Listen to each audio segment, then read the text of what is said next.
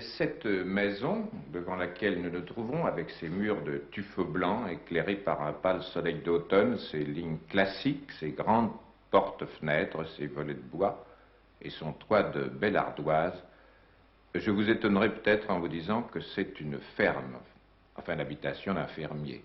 C'est la ferme des Bruères, près de Véry, en plein Saumurois, et c'est la fermière qui nous accueille, Madame Catala, qui nous allons demander de nous faire visiter sa maison, qui est à peine achevée d'ailleurs, je crois. Elle comporte combien de pièces? 5 pièces. Oui. 3 chambres à coucher, la salle de séjour. Dans laquelle nous sommes. Dans laquelle nous sommes, qui se compose de 2 pièces. C'est cela.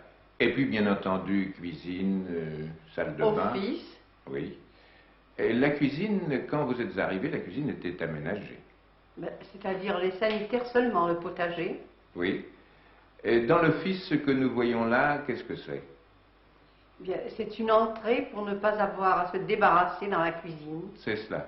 Alors, Monsieur Catala, rentrant du travail, peut enlever ses bottes.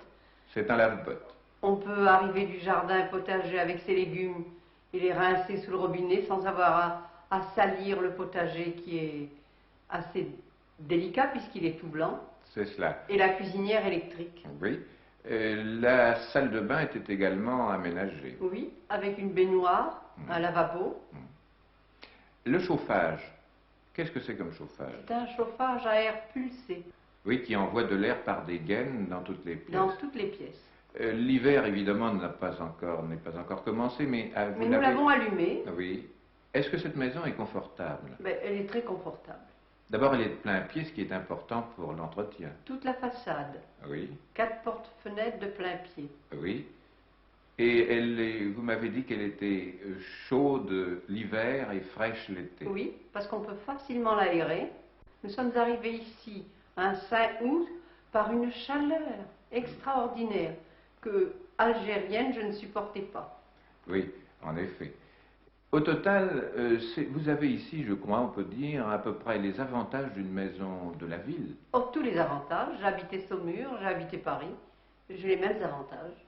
Et c'est un bel exemple de ce que l'on appelle le problème de la rénovation de l'habitat rural. Oui, parce qu'on ne se sent pas déshérité, voyez-vous. Oui. Et c'est un exemple qui devrait, je pense, être suivi, qui fera envie à beaucoup de fermières. Mais toutes les fermières environnantes sont venues me voir et toutes l'ont apprécié. Vous m'avez dit aussi quelque chose qui est important, c'est intéressant et important pour la fermière, mais aussi pour le fermier. Oh, très important. Quand un homme arrive du travail et qu'il ne sait pas où aller dans sa maison pour faire ses comptes, pour retirer ses vêtements, faire sa toilette, lire son journal, il me semble que ça le démoralise. L'ambiance de la maison est très importante pour un homme qui travaille. De même que le tracteur est devenu le symbole de la modernisation du travail de la terre, la maison coquette, confortable, équipée des derniers perfectionnements, devient elle aussi le symbole du foyer campagnard capable d'apporter le vrai délassement après la dure journée passée dans les champs.